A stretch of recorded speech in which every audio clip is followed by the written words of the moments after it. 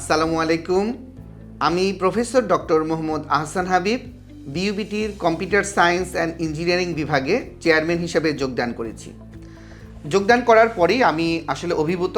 বিইউবিটির computer science and engineering বিভাগে আমাদের এখানে প্রায় 100 জনের বেশি শিক্ষক মণ্ডলী আছেন এবং তাদের মাধ্যমে আমরা এইবার স্প্রিং 2026 থেকে masters in computer science and engineering programme আমরা চালু করতে যাচ্ছি। চতুর্থ শিল্প বিপ্লবের এই যুগে আমাদের ছাত্রছাত্রীদের শুধু রেজাল্ট ভালো করলেই চলবে না, এর পাশাপাশি কম্পিউটার প্রোগ্রামিং স্কিল, আমাদের বিভিন্ন টিম ওয়ার্ক এবং নতুন নতুন প্রযুক্তি শেখার আগ্রহ থাকতে হবে। কারণ আমাদের সামনের দিনে যে চ্যালেঞ্জগুলি আসছে, IoT, robotics, machine learning, cloud computing, cyber security, blockchain technology etcetera, এই জায়গাগুলি কিন্তু আমাদেরকে প্রতিনিয়ত আমাদেরকে আপডেট করতে হবে।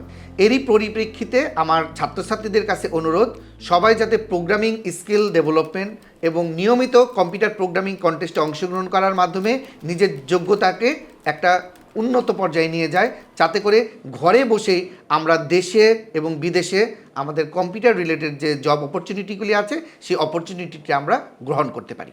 আমরা চেষ্টা করছি ছাত্রছাত্রীদের মধ্যে টিএ, আরএ এবং মাস্টার্স প্রোগ্রামে যারা ভর্তি হবে সেই সকল ছাত্রছাত্রীরা পরবর্তীতে যাতে বিইউবিটিতে শিক্ষক হিসেবে যোগদান করতে পারে সেই উদ্যোগগুলি গ্রহণ করছি।